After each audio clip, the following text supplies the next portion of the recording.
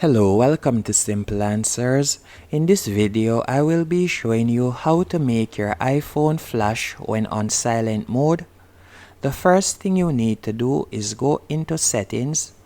Once in settings, you're going to scroll down and you're going to select accessibility. From here, you're going to scroll down and tap on audio/visual.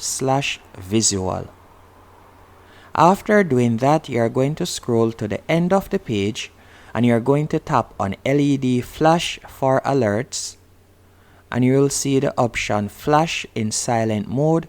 You can simply toggle that on, and by toggling it on whenever your phone is in silent mode, you will automatically have the LED light flashing whenever you get an alert.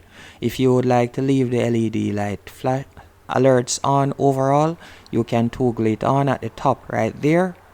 Hope you found this video helpful and informative. If you did, be sure to hit the like button and subscribe, and thank you for watching.